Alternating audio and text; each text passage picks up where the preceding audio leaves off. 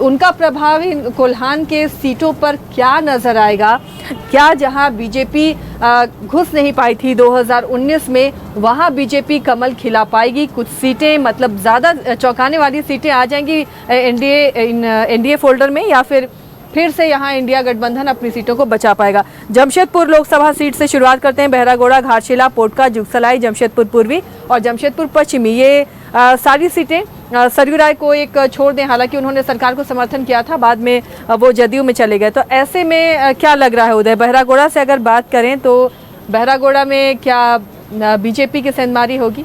देखिए, बहरागोड़ा सीट पे जहां तक मेरा आकलन है, मैंने वहां का दौरा किया था। बहरागोड़ा सीट पे समीर मोहंती बहुत मजबूत है, वो फिर से सीट निकालेंगे मेरे हिसाब से। और कुणाल सारंगी का जेएमएम में जाना ये काफी बड़ा फैक्टर बन गया है और इस वजह से बहरागोड़ा सीट पर वो मजबूत हैं। दिनेशानंद गोस्वामी बीच में वो काफी दिन बीजेपी में सक्रिय नहीं थे, ये बात उनके खाते में नुकसान कर रही है और वहाँ समीर मोहंती को एज है। एज नहीं है, मुझे लगता है बहरागोड़ा वो हाँ, ये बात सही है कि दिनेशानंद गोस्वामी से जितने की उम्मीद थी उससे बेहतर उन्होंने चुनाव लड़ा है। लेकिन समीर मोहंती 62% पिछली बार वोट लाए थे, 60,000 वोटों से जीते थे, तो वो सीट जो है वो समीर मोहंती को मैंने कहा कि वो क्लियर कट है, उसमें कोई बहुत ज्यादा बदलाव की। घाटशिला में आते हैं। घाटशिला में चंपई सोरेन के बेटे बाबूलाल सोरेन हैं, पहली बार चुनाव लड़ रहे, तो क्या चंपई सोरेन का प्रभाव दिखेगा घाटशिला? देखिए, घाटशिला में बहुत टाइट फाइट है। रामदास सोरेन वो काफी, उनकी पहुंच, कनेक्टिविटी बहुत जबरदस्त रही है। उन्हें मंत्री बनने का मौका मिला 3-4 महीनों के लिए, लेकिन उनके समर्थन में लोग उमड़े हुए थे। काफी टाइट फाइट की कैटेगरी में मैं रखूंगा, क्योंकि वहाँ मुझे नहीं लगता है उदय उसमें कुछ टाइट फाइट के फेवर में जाते हुए दिख रही है। पिछली बार मार्जिन बहुत कम था, 6,724 वोट से रामदास सोरेन जी को। तो देखिए, वहाँ चंपई सोरेन का प्रभाव भी है, चंपई सोरेन का प्रभाव भी है और उनके बेटे चुनाव मैदान में थे। और लास्ट में मिथुन चक्रवर्ती की जो सभा हुई थी, वहाँ हजारों की भीड़ उमड़ी थी। तो ये उदय ने काफी गौर से देखा तमाम स्टार प्रचारकों को कि कौन इन्फ्लुएंस कर पा रहा है। मनीष, क्या लग रहा है, घाटशिला को टाइट फाइट में डाला जाए? मैं सीधे सीधे एक बात बता दूं कि आपने गौर किया होगा कि चंपई सोरेन के भाजपा में शामिल होने के बाद जेएमएम की ओर से लगातार उनको उपेक्षा किया जा रहा है, इस बात को हाईलाइट किया जा रहा था। तो ये दर्शा रहा था कहीं ना कहीं जेएमएम को डर हो गया है चंपई सोरेन के जाने से। तो चंपई सोरेन का फायदा सभी जगह उनको मिलेगा। तो मैं सीधे सीधे कहूंगा कि चंपई सोरेन का फायदा उन्हें मिलेगा और ये सीट उनके तरफ जाएगी। ये मेरा व्यक्तिगत मानना है। मुझे लगता है उसे टाइट फाइट में डालना चाहिए घाटशिला को। चलिए, घाटशिला टाइट फाइट में। पोटका पर नजरें इसलिए टिकी हैं क्योंकि पूर्व केंद्रीय मंत्री और झारखंड के पूर्व मुख्यमंत्री अर्जुन मुंडा की पत्नी यहाँ से चुनावी मैदान में, मीरा मुंडा, पहली बार चुनावी मैदान में उतरी हैं। तो अब पोटका उनके लिए जीतना कितना प्रतिष्ठा का सवाल है, क्योंकि अर्जुन मुंडा ने बहुत मेहनत की है, उनके साथ वो लगे रहे, चुनाव प्रचार में तमाम चीजें मैनेज उन्होंने की हैं। तो क्या पोटका इस बार इंडी फोल्डर के हाथ से खिसक रहा है उदय? देखिए, संजीव सरदार को लेकर वहाँ लोगों में नाराजगी थी और सबसे बड़ी बात, मेनका सरदार पहले नाराज थी, बीजेपी की जो टिकट की दावेदार थी। मीरा मुंडा को टिकट मिल गया था, अर्जुन मुंडा की पत्नी को, लेकिन मेनका सरदार बाद में मीरा मुंडा के साथ आ गई। इसका असर दिखा है, जन समर्थन इस बार मीरा मुंडा के साथ दिखा है और मेरे हिसाब से ये सीट एनडीए को जा रही है। चलिए, क्या लग रहा है मनीष? निश्चित तौर पर उस पूरे इलाके में जो ओवरऑल माहौल है वो निश्चित रूप से मीरा मुंडा के साथ। सर वही है कि चंपई सोरेन को सिर्फ एक सीट के लिए नहीं लाया गया था, पूरे कोल्हान के लिए उनको लाया गया, तो उसका प्रभाव सभी जगह मिलेगा और भारतीय जनता पार्टी को उसका फायदा मिलेगा। और वहाँ खुद अर्जुन मुंडा टाइट फाइट है, क्योंकि पिछली बार यहाँ से संजीव सरदार 43,000 वोटों से जीते थे।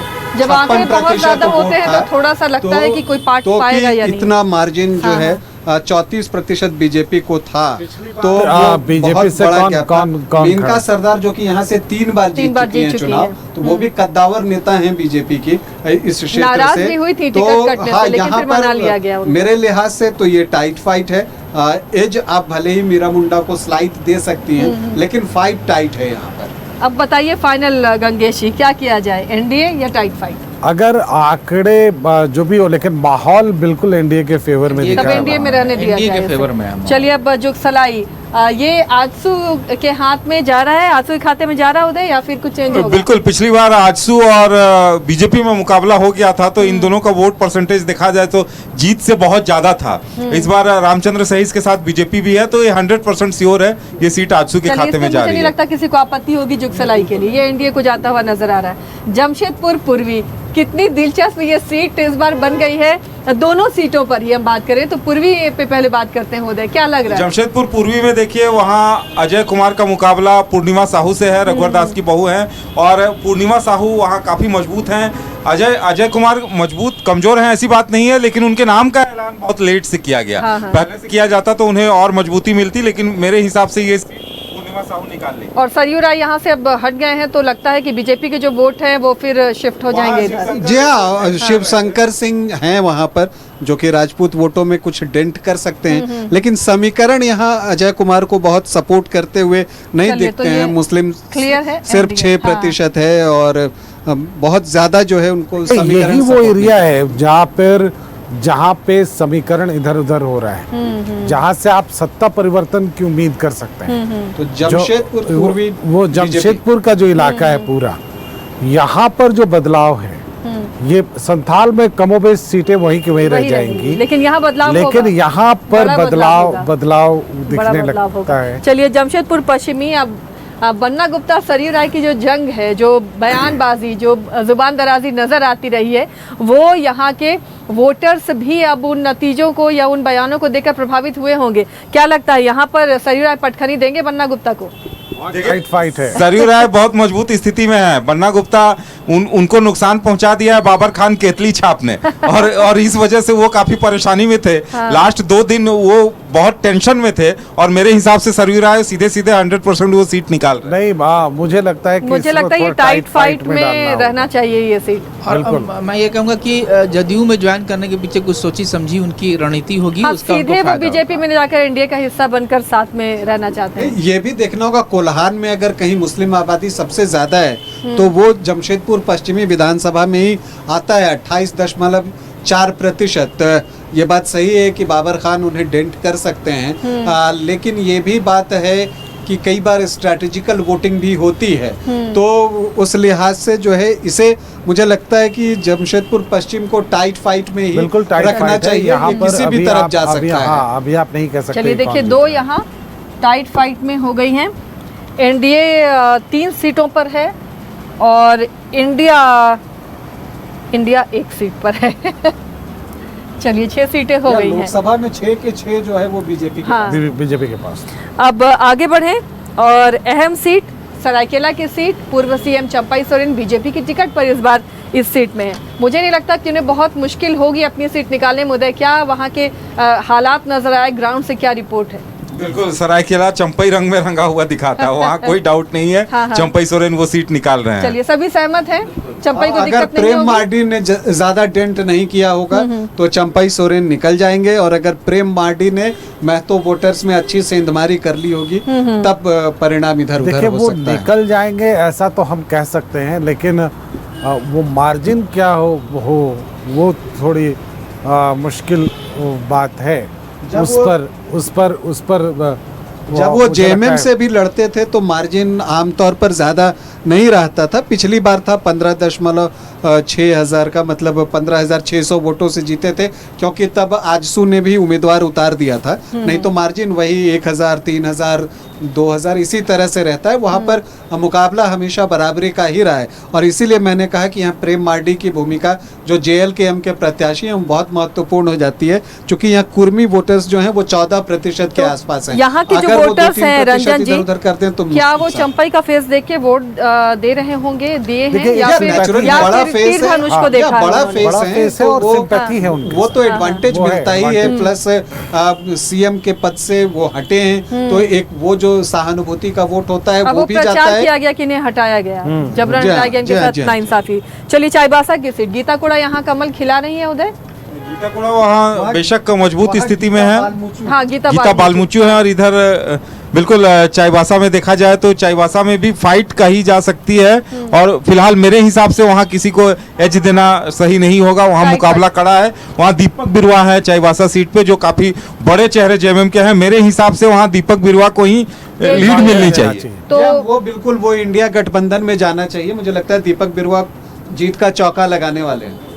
चलिए, दीपक बिरुआ को जाती हुई सीट यानी इंडिया फोल्डर में। मजगांव की सीट को किस तरह मजगांव के समीकरण एक बार रंजन जी से पहले जानना हाँ चाहिए। हाँ देखिए, आमतौर पर जो ट्राइबल सीटों का समीकरण होता है वहाँ पर जैसे एसटी जो वोटर्स हैं वो 75% हैं और मुस्लिम जो हैं वो 7% के आसपास हैं, तो ये 82% का आंकड़ा छू जाता है। तो नीरल पूर्ति के लिए रास्ता आसान हो सकता है। जेएमएम प्रत्याशी हैं, हालांकि इस बार बड़कुबर गगरई को उतारा गया है, वो भी यहाँ से 2 बार विधायक रह चुके हैं, 2000 में और फिर 2009 में। लेकिन मुझे लगता है कि लड़ाई तो अच्छी होगी, पिछले बार से क्लोज होगी और जीत हार का मार्जिन भी कम होगा, लेकिन जीत अंततः मुझे लगता है कि नीरल पूर्ति को मिल जाएगी। क्या लगता है उदय, कैसे डाला जाए इसे, इंडिया एनडीए? टाइट फाइट रखिए इसे मेरे हिसाब से। मुझे लगता है इंडिया।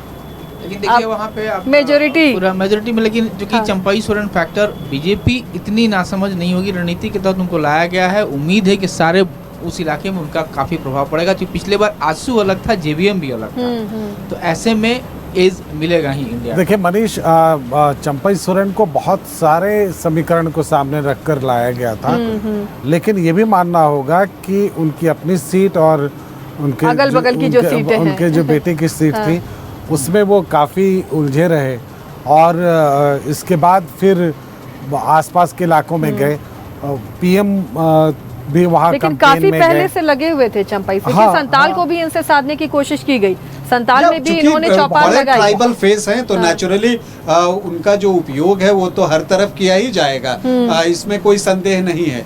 लेकिन मैं हमेशा कहता हूं कि जाने से जब नेता जाते हैं तो कार्यकर्ता कितने जाते हैं ये महत्वपूर्ण होता ये है, important और कार्यकर्ता से भी ज्यादा महत्वपूर्ण है कि वोटर कितने शिफ्ट होते हैं, क्योंकि कई बार कार्यकर्ता तो नेता से बंधे होते हैं, वोटर आमतौर पर पार्टी से बंधे होते हैं, तो ये चीज़ भी देखने की होती है। देखिए, आप 2-3% तो चेंज कर सकते हैं, जहाँ टाइट फाइट है, जहाँ की 5% 7% का मार्जिन है, तो आप 3-4% इधर उधर कर देते हैं। लेकिन जहाँ मार्जिन 15% 20% हो, तो वहाँ करिश्मा करना थोड़ा मुश्किल होता है। मझगांव मुझे अभी भी लगता है नीरल पूर्ति जेएमएम के फेवर में जाएगा। चलिए डन, तो ये इंडिया फोल्डर में जी। इसे कर दिया जाए। अब देखिए गीता कोड़ा की सीट अब आई है।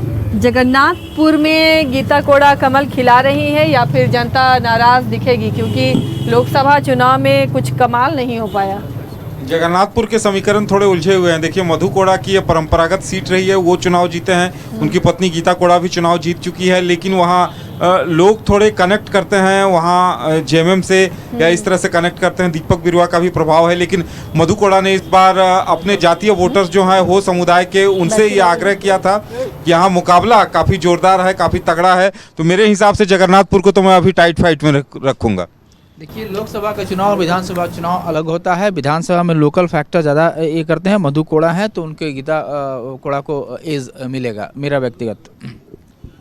या मुझे भी लगता है वैसे यहाँ पर आप कह सकती हैं जो जेएलकेएम के प्रत्याशी हैं लक्ष्मी नारायण गगराई, वो भी बहुत दमखम के साथ जो है वो चुनाव लड़ रहे हैं, तो एक फाइट यहाँ पर वो भी देंगे। वो किसके वोटों पर कैची चलाते हैं ये देखना होगा। गीता कोड़ा को स्लाइट एज, लेकिन है बहुत टाइट फाइट से बेहतर होगा। और देखिए मनोहरपुर की सीट एसटी रिजर्व सीट, और क्या कह रही है मनोहरपुर की सीट, कौन आकलन करेगा इस पर? उदय, क्या मनोहरपुर के लगता है? बारे पहले हम रंजन जी से वहाँ के समीकरण समझना चाहेंगे। देखिए, मनोहरपुर में 73% आदिवासी हैं और जो मुस्लिम हैं वो 5.5% है, मतलब लगभग 79% यहीं पर आ जाता है। आज जोबा मांझी यहाँ से लगातार जीतते रही हैं। 2009 को अगर आप छोड़ दीजिए तो मैं 1995 से देख रहा हूँ कि जोबा मांझी लगातार जीतते रही हैं, तो उनकी एक इस क्षेत्र में पहचान है, उनका सहज और सरल व्यक्तित्व है। और इस बार लोकसभा में भी यहाँ से वो अच्छे मार्जिन से 27,000 वोटों से लीड करने में सफल रही हैं। उनके बेटे जगत मांझी लड़ रहे हैं। हालांकि ये सीट आजसू को गई है। दिनेश चंद्र बोईपाई यहाँ से चुनाव लड़ रहे हैं, चुनाव अच्छा लड़ेंगे, लेकिन एडवांटेज जगत मांझी। हाँ, जोबा मांझी के बेटे को नजर आता है। तो ये इंडिया फोल्डर के खाते में उदय लग रहा है ये जाएगी। गंगेश जी कुछ कहना है, या जोबा मांझी का प्रभाव नहीं, बिल्कुल, दिखेगा? उनके बिल्कुल, बेटे बिल्कुल, तो बिल्कुल नेचुरली वोट मिलेगा। बिल्कुल। अब देखिए चक्रधरपुर में आते हैं। चक्रधरपुर की सीट भी रिजर्व सीट है, और इस सीट पर उदय आप बहुत आपका नाता रहा है, लगातार आपका आना जाना रहा है यहाँ से। देखिए, चक्रधरपुर में मैंने जो देखा है, शशिभूषण समण काफी मजबूत स्थिति में है, और यहाँ ऐसी बात नहीं है कि जेएमएम के वोटर्स बहुत ज़्यादा हैं। लक्ष्मण गिलुआ की ये परंपरागत सीट रही है, वो लगातार यहाँ कमल फूल से जीतते रहे हैं, तो ये छाप लोगों के मन में रचा बसा है। शशि भूषण समर चुनाव लड़ रहे हैं, वो मजबूत स्थिति में हैं और यहाँ वो जीत रहे हैं। शशि भूषण समद 2014 में यहाँ जेएमएम के टिकट पर भी चुनाव जीत चुके हैं और सुखराम उरांव के लिए जितनी बड़ी परेशानी शशि भूषण समद नहीं है, उससे बड़े जो परेशानी है उनके लिए विजय सिंह गगराई हैं, जो कि दशरथ गगराई खरसावां के जो विधायक हैं उनके भाई हैं और वो यहाँ पर बागी बनकर खड़े हो गए हैं और लोगों से ये भी वो कहते हैं कि मैं जीतूंगा तो हेमंत सोरेन की को ही सपोर्ट करूंगा, जेएमएम को ही सपोर्ट करूंगा। तो ये उनके लिए बड़ी परेशानी है क्योंकि उनकी पकड़ इस क्षेत्र में है। तो अगर जेएमएम के वोट बटे और इधर अगर आप बीजेपी की तरफ शशि भूषण समद, आजसू और जेवीएम के वोट जुटे तो ये सीट जो है एनडीए फोल्डर को जाएगा। तो ये एनडीए या टाइट फाइट? एनडीए फोल्डर को जाएगा। एनडीए फोल्डर को जा सकता है। ठीक है, चलिए, तो इस बार कोल्हान में तो एनडीए फोल्डर की अच्छी खासी सीटें निकल कर सामने आती हुई नजर आ रही हैं। बढ़े आगे, अब खूंटी की तरफ आते हैं। अब खूंटी में खरसावां की सीट जिस पर चर्चा हो रही थी, खरसावां की सीट में क्या लगता है बीजेपी का प्रभाव कितना है, यह सीट कितना निकाल पा रही है? खरसावां सीट में मेरी जो जानकारी है, बीजेपी मुझे वहाँ कमजोर दिखाई दे रही है। खरसावां में वहाँ जो दशरथ गगराई हैं काफ़ी मजबूत नज़र आ रहे हैं और मेरे हिसाब से वो फिर सीट निकाल ले जाएंगे। और दशरथ गगराई 2014 में अर्जुन मुंडा को शिकस्त दे चुके हैं और उसके बाद फिर 2019 में भी जीते, अच्छी मार्जिन से जीते 22,795 से। हालांकि यहाँ पर जेएलकेएम के भी प्रत्याशी हैं पांडुराम हिब्रू, वो भी अच्छा चुनाव लड़ रहे हैं। तो दिलचस्प ये होगा कि उनकी कैंची जो है वो किधर चलती है। सोनाराम बेदरा को टिकट दिया गया है और ये इसलिए भी दिलचस्प है क्योंकि ये चंपई सोरेन के कहने पे ये टिकट शायद दिया गया है। करीबी हैं, चूँकि जो चंपई सोरेन के खिलाफ गणेश महली लड़ रहे हैं, वो सरायकेला में जब चंपई सोरेन आ गए थे तो उन्होंने आवेदन दिया था कि वो खरसावां से लड़ना चाहते हैं, लेकिन सोनाराम बेदरा को लड़ाना बेहतर समझा बीजेपी ने। मुझे लगता है वो एक प्रत्याशी तो अच्छे हैं, उनकी अपनी पकड़ भी है, जीप अध्यक्ष हैं, तो हम लोग जल्दी से अगली सीट पर बढ़े। मुझे लगता है कि दशरथ गगराई एनडीए इंडिया फोल्डर को ये सीट जाती। चलिए, तमाड़ में अब राजा पीटर के आने के बाद ये मुकाबला बेहद दिलचस्प है। क्या लग रहा है कि देखिए वहाँ दो बार यानी एनडीए फोल्डर, विकास मुंडा 2 बार से विधायक रहे हैं, एंटी इनकम्बेंसी है। राजा पीटर आए, चुनाव लड़े, उनका काफी प्रभाव है, उन्होंने शिबू सोरेन को वहां से मात दी थी और सबसे बड़ी बात अमित शाह ने उनके लिए वहां एक रैली कर दी है। बहुत मजबूत स्थिति में राजा पीटर हैं और मेरे हिसाब से वो सीट निकाल रहे हैं। वहाँ जेएलकेएम के भी उम्मीदवार हैं, उन्होंने दमयंती मुंडा है और जहाँ तक मेरी जानकारी है उन्होंने विकास मुंडा को ही नुकसान पहुंचाया है। लेकिन तो मेरी नजर में वो टाइट फाइट है। मेरी नजर में वो तमाड़ टाइट फाइट में जाती हुई नजर आ रही है। बढ़े आगे, तोरपा की बात करें। तोरपा में भी समीकरण देखिए, कोचे मुंडा है और नीलकंठ सिंह मुंडा, दोनों में काफी गाढ़ी दोस्ती रही है और कोचे मुंडा नीलकंठ सिंह मुंडा दोनों साथ दिखाई देते हैं और वहाँ मेरे हिसाब से तोरपा में एनडीए को ही थोड़ी बढ़त नहीं, मुझे लगता है पॉलो सोरेन के नहीं होने का नुकसान जो है वो कोचे मुंडा को उठाना पड़ेगा। पॉलो सोरेन अच्छे अमाउंट में वोट निकाल कर ले जाते थे और उसका नुकसान जो है वो जेएमएम को पिछली बार हुआ था। तो इस बार मुझे नहीं लगता, इस बार वहाँ पर बदलाव मुझे दिखता है। हालांकि यहाँ से जेएलकेएम ने विल्सन भेंगड़ा को उतारा है और कांग्रेस के बागी हैं पुनीत हेम्ब्रम। अब अगर वो ज़्यादा वोट काट के ले जाएं पुनीत हेम्ब्रम तब तो एक अलग बात है, लेकिन अगर उन्होंने उतने वोट नहीं काटे जितने पॉलो सोरेन ने काटे थे तब फिर जो है मुश्किल हो सकती है कोचे मुंडा के लिए। तब संदीप गुरिया जो है यहाँ से बाजी मार सकते हैं। तो ये इंडिया एनडीए किसके फोल्डर मेरे लिहाज से तो या टाइट फाइट में मेरे लिहाज से इंडिया, उदय जी बताएंगे। चलिए, इंडिया फोल्डर को एज है इस पे। चलिए, अब खूंटी में कोई इफ बट है क्या? खूंटी में नीलकंठ सिंह मुंडा सीट निकाल लेंगे क्योंकि उनके लिए उनके भाई भी उन्हें समर्थन करते हैं। चलिए, तो एनडीए के ये बात ऐसी बात नहीं, पार्टी से निकलवा देंगे उदय जी, पार्टी से जो है वो करते हैं, लेकिन नीलकंठ वहाँ प्रत्याशी बदला गया। हाँ जी हाँ, वहाँ पर ये स्नेहलता कंडुलना को टिकट दिया गया था, लेकिन बाद में उनसे लेके रामसूर्य मुंडा को दिया गया।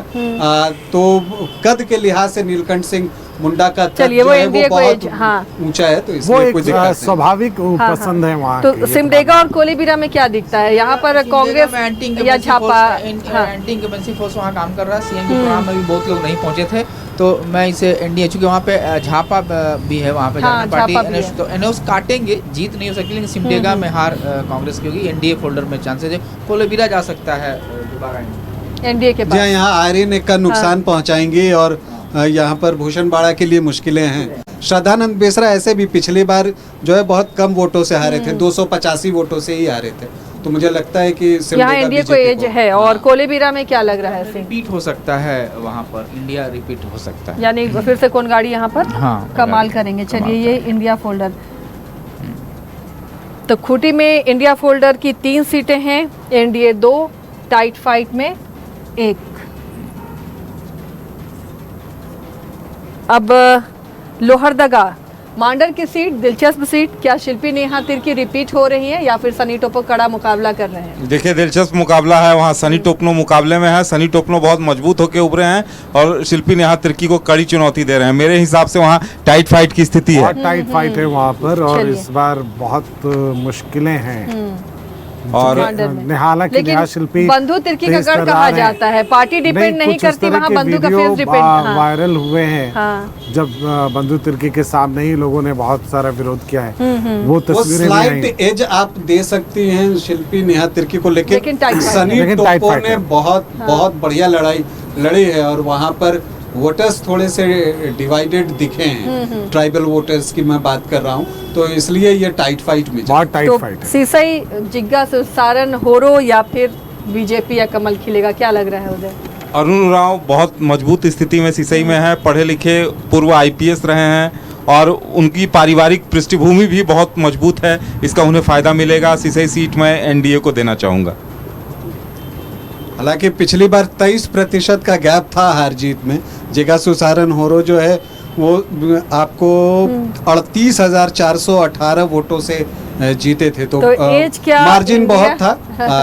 लेकिन अरुण उरांव हाँ। के साथ जो है एक राजनीतिक पृष्ठभूमि है, चूंकि कार्तिक उरांव के दामाद हो दामाद जाते इसके हैं। इसके और अलावा यह है कि उनका जो काम है सोशल सेक्टर में बहुत ज्यादा है। यहाँ और अब बंदी उरांव जो उनके पिता थे वो सिसई से 2-3 बार विधायक रहे हैं, तो एक तो पारिवारिक दोनों पृष्ठभूमि तरफ से, मजबूत हाँ। है। अब इसमें देखना है कि एक टाइट फाइट में एज मुझे या फिर लगता टाइट फाइट? है, मुझे लगता है इसे टाइट फाइट में, टाइट चूंकि फाइट। मार्जिन इतना बड़ा है जेएमएम का कि उसे आउटराइट रिजेक्ट करना ठीक नहीं होगा। चलिए, अब मैं गुमला यहाँ एज देना चाहूंगा अरुण को। एनडीए को। हाँ। लेकिन टाइट फाइट में मेजोरिटी है, मुझे लग हाँ, रहा है। हाँ। चलिए, गुमला की सीट को उदय कैसे देख रहे हैं? गुमला में पहले हम एक बार रंजन जी से वहाँ के समीकरण जानना चाहेंगे कि गुमला में इस बार समीकरण क्या कुछ रहे हैं। देखिए, यहाँ पर भी जो आदिवासी वोटर्स हैं वो 67.21% हैं और मुस्लिम 8.1% हैं। लेकिन जो एक बात है, भूषण तिर्की के सामने पिछली बार 7,667 वोटों से जीते थे। अगर इस क्षेत्र में देखिए तो शायद सबसे कम वोट से वही जीते थे।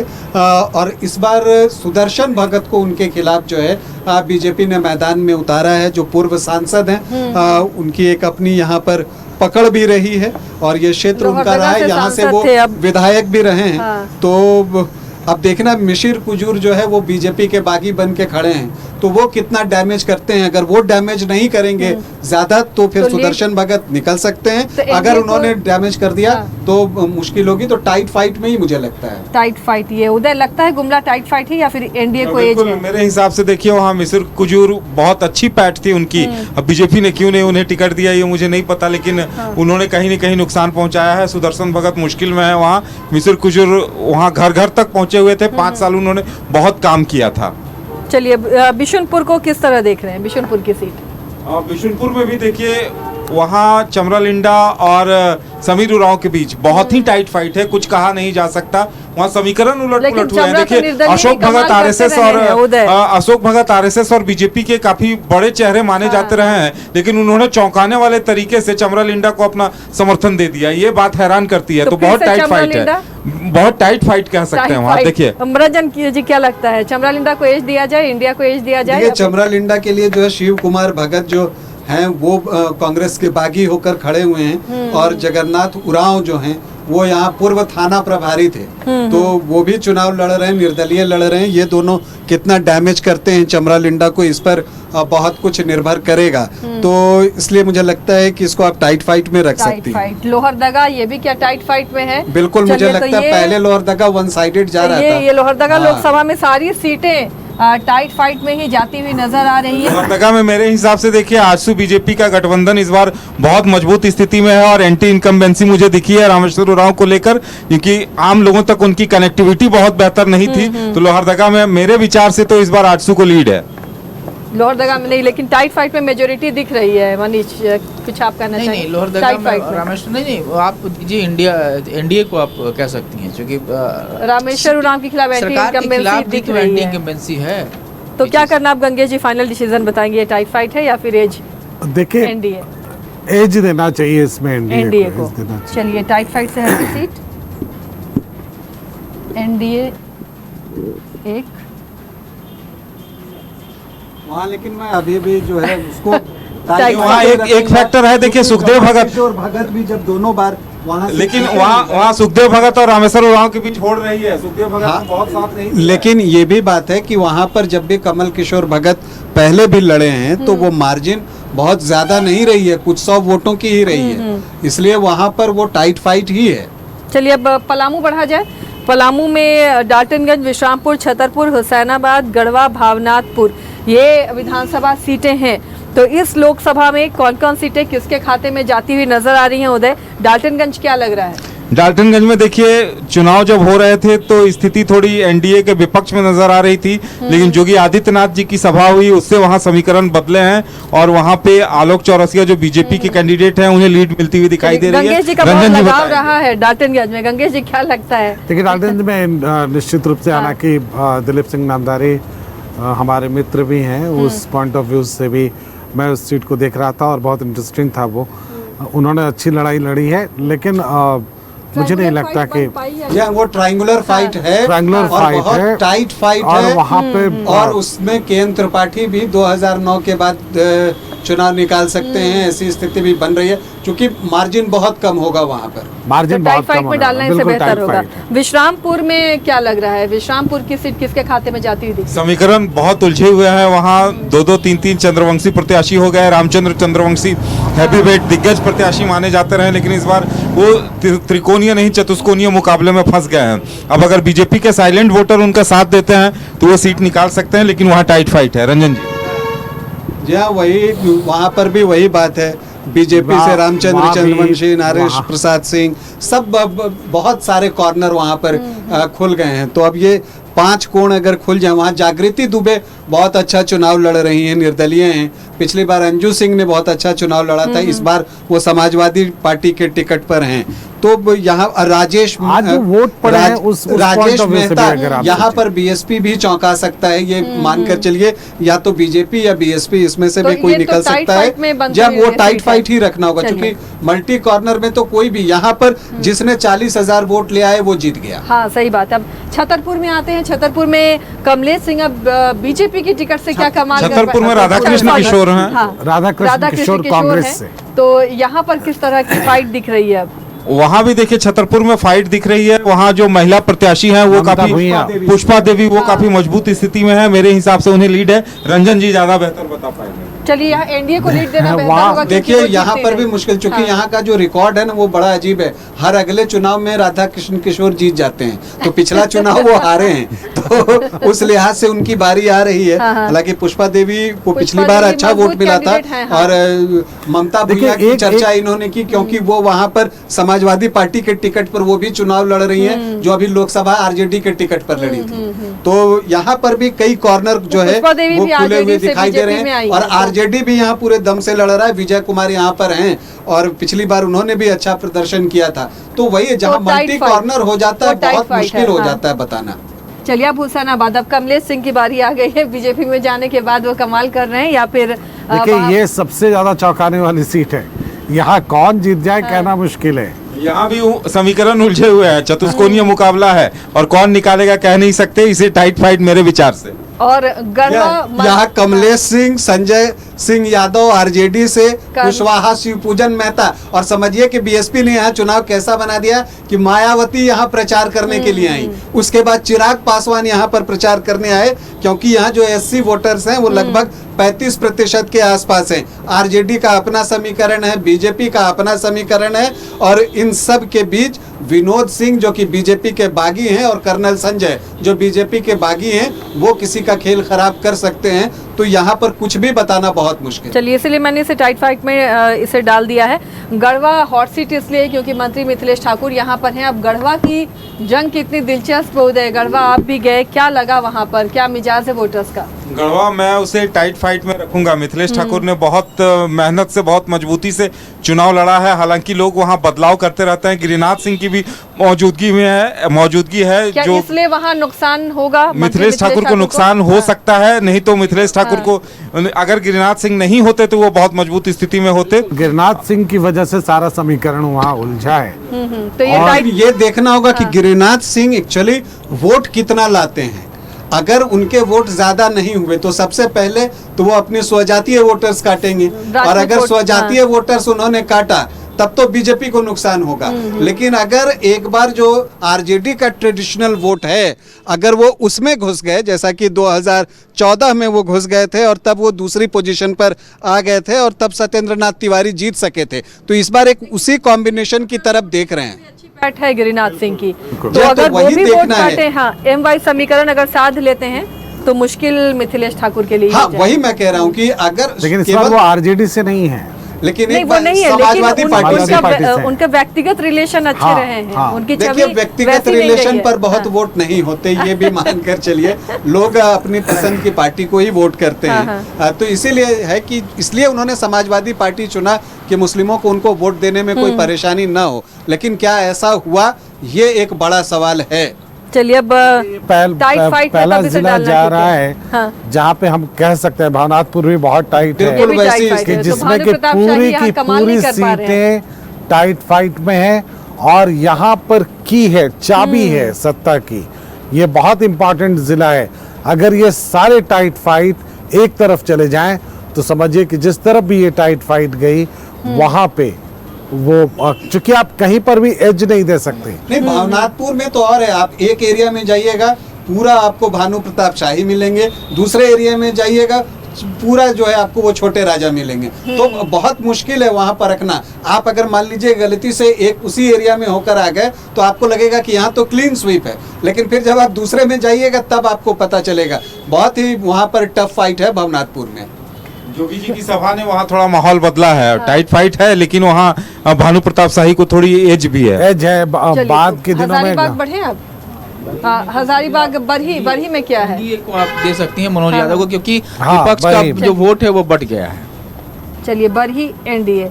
बड़का गांव में अंबा प्रसाद रिपीट हो रही हैं। बड़का गांव में टाइट फाइट की स्थिति है। हालांकि अंबा प्रसाद का कई जगह विरोध हुआ है, लेकिन वहां जो साहू वर्सेस महतो का जो समीकरण है वो बड़ा दिलचस्प है। कौन किस पे भारी पड़ेगा कहा नहीं जा सकता।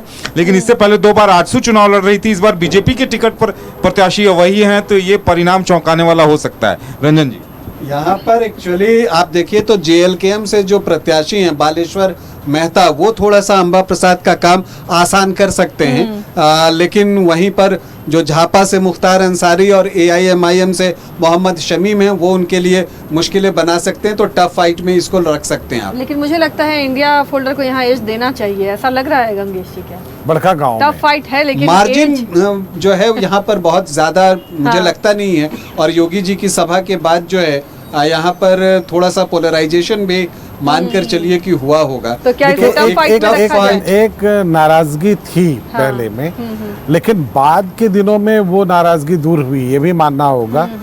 तो इससे आप एज आप दे सकते। अगर बालेश्वर मेहता, देखिए यहाँ पर समीकरण काम आएंगे। अगर बालेश्वर मेहता ने महतो वोट काट लिया तब नुकसान सीधे सीधे जो है आपको रोशन लाल चौधरी को होगा। और तब ऐसी परिस्थिति में, चूंकि साहू वोटर्स बिल्कुल गोलबंद हैं अंबा प्रसाद के साथ, तब ऐसी परिस्थिति में अंबा प्रसाद को कोई परेशानी नहीं होगी, क्योंकि यहाँ मुस्लिम भी 14.7% हैं।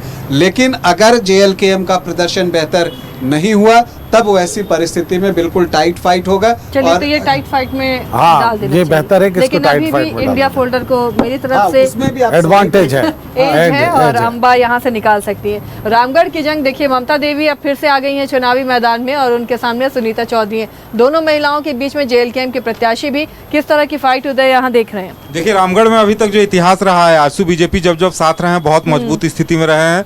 बीजेपी के वोटर्स वहां बहुत हैं। पिछली बार बहुत दिनों के बाद बीजेपी ने लगभग 15 साल के बाद 2019 में चुनाव लड़ा और बहुत अच्छे वोट लेकर आई थी। नतीजा अभी उपचुनाव में दिखा था, आजसू ने सीट जीत ली थी। यहाँ आजसू को लीड है क्योंकि ममता देवी बहुत अच्छा प्रदर्शन उपचुनाव में भी, उनके पति लड़ रहे थे, नहीं कर पाए थे, तो नाराजगी थी उनसे।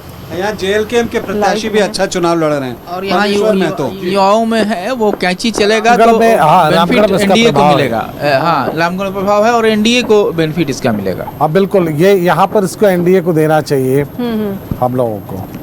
चलिए, ये एनडीए को है। मांडू में क्या स्थिति नजर आ रही है? क्या मांडू में जेपी पटेल के जीतने की पूरी संभावना दिखती है उनके पक्ष में। दिखता है मांडू में। बिल्कुल, पिछली बार आजसू बहुत कम वोटों के अंतर से हारी थी, लेकिन पटेल परिवार के ही 3 प्रत्याशी खड़े थे, वोटों का बंटवारा हुआ था। इस बार वो एकजुट है, तो जेपी पटेल भारी है वहाँ।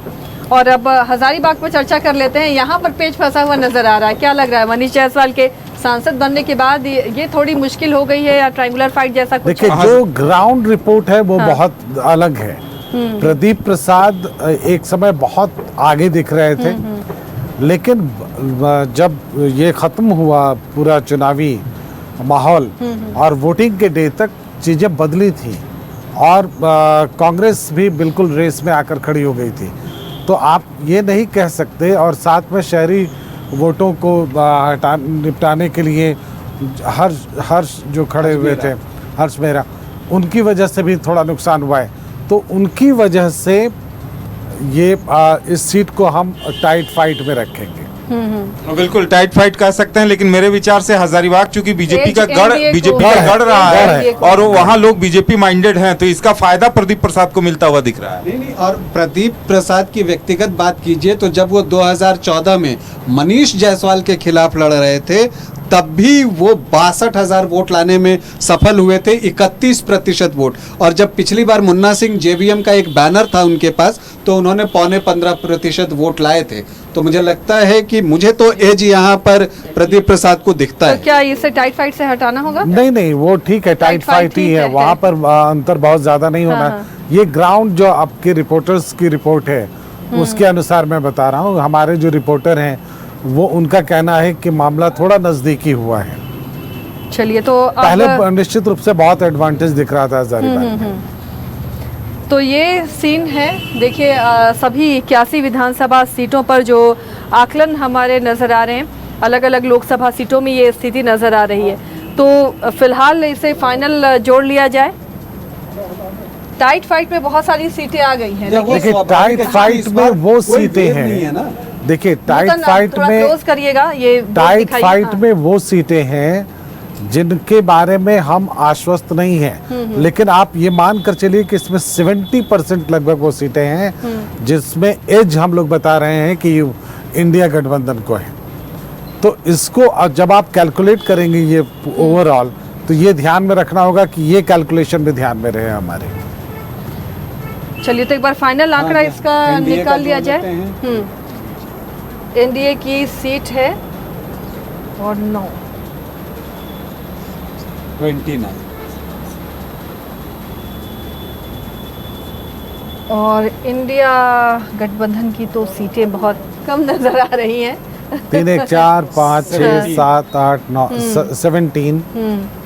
लेकिन आप जब टाइट फाइट को डिवाइड कर देंगे हाँ, दो पार्ट तब में तो उसमें हाँ, हो जाएगा, ज्यादा उसमें वो हो जाएगा। लॉजिकल होगा। अब देखिए, टाइट टाइट फाइट को दो फाइट पार्ट में ही करके ज्यादा कीजिएगा। नजर आ रही हैं, जिनमें बहुत नेक टू नेक फाइट है। हाँ, 35। अब इसमें टाइट फाइट में कितनी सीटें इधर और इधर हो सकती हैं? बिल्कुल। तो जैसा मैंने वो कहा फिर कि से सारा कुछ देखना पड़ेगा। नहीं, अब जब हम कह रहे हैं कि 35 में 70% हम अगर उसको देते हैं, तो आप कैलकुलेट कीजिए ऐसे देना Overall। नहीं, पर वो overall नहीं सीट दे वाइज सकते। सीट वाइज ही हाँ, दे सकते सीट हैं वाइज वो। ही हम लोग तो नहीं फिलहाल हम नहीं, लोग जिनकी किसी को- चर्चा हम हाँ। लोगों ने की कि उसमें यूपीए एज है। को एडवांटेज है। देखिए मेरे हिसाब से ये जो एनडीए की 29 सीटें हैं, इसे अगर 25 भी मान लेते हैं और ये जो 35 हैं इसे 50-50 सीधे कर देते हैं तो 17 सीटें होती हैं। हाँ। तो 25 और 17 आप जोड़ लीजिए, 40 से 42 सीटें एनडीए के खाते में आ रही यहाँ हैं से अगर आप देखिए तो 12 सीटें भी उस तरफ चली जाएं और कुछ निर्दलीय रहेंगे। एक बात जो मैंने पूरे चुनाव में देखी है कि जेएमएम को बहुत ज्यादा नुकसान नहीं हो रहा है, कल्पना सोरेन ने बहुत अच्छे से मोर्चा मैनेज संभाला कर लिया है। है, कांग्रेस हाँ। को नुकसान हो रहा है, कांग्रेस ने जो 30 सीटों पर चुनाव और लड़ा वही है जेएमएम वहाँ को इंडिया नुकसान गठबंधन को पहुंचाएगी एक कांग्रेस। बड़ा नुकसान होने जा रहा है। देखिए जो स्थिति रहेगी वो 38 से 42 सीट तक, किसी को 38, किसी को 42, 39, 40, इससे ज्यादा नहीं। अब वो कोई भी हो सकता है। ये भी हो सकता है कि जेएमएम को 41-42 आ जाए और ये भी हो सकता है कि बीजेपी और जो एनडीए फोल्डर है उसको 41-42 आ जाए या फिर इंडिया गठबंधन को 41-42 आ जाए। बिल्कुल नेक टू नेक फाइट है और ये चीजें, ये टाइट फाइट वाली लिस्ट जब हम देखते हैं तब पता चलता है। तो एक्चुअल ये चुनाव, ये जो आंकड़े हैं उसको आप 29 और 17 से ना समझें, इस आंकड़ों को आप सिर्फ 35 से समझिए। टाइट फाइट कि से। 35 पर कंफ्यूजन है कि आखिर कौन। और इसमें जो है वो जेएलकेएम के जयराम की भी सीट है। तो अब वो क्या होगा, वो भी टाइट फाइट में है क्योंकि वो भी चौंका सकते हैं। जैसा उनकी मैंने सारी कहा, सीटें टाइट फाइट जी में, हाँ, सीधे 2 फिलहाल सीट एज हुसैनाबाद जो सीट है वो बीएसपी वहां चौंका सकती है। इसी तरह से राजेश मेहता जो हैं वो विश्रामपुर में चौंका सकते हैं बीएसपी के। तो कई ऐसी सीटें हैं जहां पर मैंने कहा कि चौंकाने वाले जयराम, परिणाम डुमरी आ और सकते बेरमो। हैं। हाँ, ये जयराम चौंका जयराम सकते हैं यहाँ सीटों। चौंका हाँ। सकते हैं, ये बहुत साफ है। नहीं, और वो 2 सीट जो है वहाँ बीएसपी भी चौंका सकता है। जो समीकरण हैं वो बीएसपी को सपोर्ट करते हैं, हुसैनाबाद में भी और विश्रामपुर में। हाँ, हाँ। तो तो चलिए अभी यहाँ से हम जो लेकर जा सकते हैं, टेक अवे जो इस प्रोग्राम का है वो ये है कि 35 सीटों से बदलेगा समीकरण। ये नहीं जो 29 और 17 है तो क्या वो लगता है इस वास्तविक। बार भी चार्टर्ड प्लेन या बस अब तैयार होंगे इस आकलन के बाद अपने अपने बिल्कुल। विधायकों को सुरक्षित तो रखने की साहब जंग? हमारे ख्याल से इस प्रोग्राम का टेक अवे ये है हाँ। कि 35 सीटों से डिसाइड होने वाला है। 81 सीटों को आप भूल जाएं। 81 में क्या आकलन है वो हम आपको बता चुके हैं, जिसमें 29 एनडीए के फेवर में है और 17 इंडी गठबंधन के फेवर में, इंडिया गठबंधन के फेवर में है। लेकिन एक्चुअल सारा खेल फंसा हुआ है इन 35 सीट पर। 35 सीट्स पर जो डिसाइड होनी है वो सरकार बनाएगी भी और बिगाड़ेगी, क्योंकि 81 में 35 मतलब बड़ा आंकड़ा है। लगभग 50% का आंकड़ा है। अगर 50% सीटों पर यह तय नहीं हो पा रहा है कि विनर कौन है, मार्जिन बहुत कम होगा, तो सरकार किसी की भी बन सकती है। देखिए हमने टाइट फाइट रखा है और इसलिए रखा है क्योंकि देखिए ये बहुत आसान था हमारे लिए कि हम किसी का नाम बता दें, लेकिन जब आप जमीन पर जाते हैं और आपको पता चलता है कि ये अलग करना बहुत मुश्किल है और जिन लोगों ने अलग किया है और बहुत मैकेनिकल वे में करते हैं लोग, प्रोफेशनल वे में करते हैं, उनकी क्या स्थिति हरियाणा चुनाव में हुई है और लोकसभा चुनाव में हुई है वो हमने देखा है। और इसलिए हमने लोकसभा चुनाव के दौरान भी कुछ सीटें टाइट फाइट में रखी थी, वैसा हुआ था और इस बार भी हम रख रहे हैं। यही 35 सीट तय करेंगे कि सरकार किसकी बनेगी। चलिए तो अब कंक्लूड किया जाए। हाँ। फैक्टर जो है प्रभावित कर रहे हैं। हाँ। आसू बीजेपी साथ हैं, ये एक बड़ा फैक्टर है। चंपई और सोरेन JLK साथ हैं। कोल्हान में जहां बीजेपी 0 थी वहां 7 सीटें आ जा रही हैं। संथाल में बीजेपी बेहतर प्रदर्शन नहीं कर रही है, 3 से 4 सीटें संथाल में आ रही हैं, लेकिन वो कवर अप हो रहा है कोल्हान में आकर। तो मेरे हिसाब से 42-43 सीटें इस बार एनडीए को आ रही हैं। निश्चित तौर पे आखिर में मैं ये कहूँगा कि कांग्रेस को भारी लॉस होने जा रहा है, ये तय है। कहीं कांग्रेस चीज़ को नुकसान ज्यादा नुकसान हो रहा है, ज्यादा ये हो दिख रहा है। रहा है, शायद भारतीय ये जनता दिख पार्टी भी चाह रही थी कि कांग्रेस कहीं ना कहीं कांग्रेस विहीन झारखंड हो जाए और यही लिहाज में ये नहीं, बन रहा ऐसा था नहीं कि- होने ऐसा वाला नहीं होगा, लेकिन देखिए मैं कह रहा हूँ कांग्रेस भी कुछ चौंकाने वाले हाँ। परिणाम निकालेगी। मैंने डाल्टनगंज का नाम लिया, वहाँ ट्राइंगुलर फाइट है। कहीं भी थोड़ा बहुत इधर उधर हुआ ना, दिलीप सिंह नामधारी ने किसके वोट ज्यादा निकाले हैं इस पर बहुत कुछ निर्भर No करेगा। doubt, दिलीप क्योंकि सिंह मुझे ये भी पता नामधारी- है कि कई बीजेपी के कोर वोटर जो हमेशा करते हैं वो वो उन्होंने उनके दिलीप साथ- सिंह हाँ। नामधारी को वोट किया है। अब क्या जो मुस्लिम कम्युनिटी है उसने भी दिलीप सिंह नामधारी को वोट किया, जो सूचना है किया है थोड़ा सा, लेकिन कितना किया है उस पर बहुत कुछ निर्भर करेगा। तो अगर उन्होंने ज्यादा नहीं किया होगा, टैक्टिकल वोटिंग कर दी होगी, तो वैसी परिस्थिति में केएन त्रिपाठी भी निकल जाए तो बहुत आश्चर्य नहीं होगा। तो ऐसी कई सीटें हैं, बरही की सीट है, वहां पर भी आप देखिए कि हो सकता है कि अरुण साहू कुछ करिश्मा कर जाएं। तो चलिए अब हम प्रोग्राम की अब समाप्ति की ओर जाते हैं, क्योंकि अब प्रत्याशियों के दिलों की धड़कनें हम बढ़ा देंगे और ज़्यादा चर्चा करेंगे, क्योंकि 3 रातें और 2 दिन ये उनके दिल की धड़कनें बढ़ी रहेंगी कि क्या होने वाला है 23 तारीख को। आज कल और परसों की रात है और 2 दिन उनके पास है। अब मंथन होगा और सभी ये आकलन में जुटे रहेंगे कि आखिर किस बूथ से किसे कितने वोट मिले हैं, उसका आकलन होगा। अपने अपने हिसाब से लोग अपनी जीत हार को देखते हुए नजर आएंगे। लेकिन बहरहाल अब 23 तारीख को जब ईवीएम खुलेगा, जनता ने किसे लॉक किया है, किसकी किस्मत को लॉक किया है, वो पता चलेगा। और लगातार सबसे तेज नतीजे भी आप तक हम पहुंचाते रहेंगे। आप हमें जियो टीवी पर भी देख सकते हैं 1475 पर, और लगातार यूट्यूब और फेसबुक पर भी हमें देख सकते हैं। उस दिन हम सीधे नतीजे, सबसे तेज़ नतीजे आप तक पहुंचाएंगे, तमाम आकलन और फैक्ट फिगर के साथ। तो देखते रहिए हमें। फिलहाल हमें दीजिए इजाज़त। न्यूज़ बाय स्कोप में आप जुड़े रहे हमारे साथ, इसके लिए ख़ास आपको धन्यवाद भी देना चाहेंगे, क्योंकि बहुत सारे दर्शक हमारे साथ जुड़े रहे और कमेंट भी करते रहे, जिससे हमारा हौसला बढ़ता रहता है।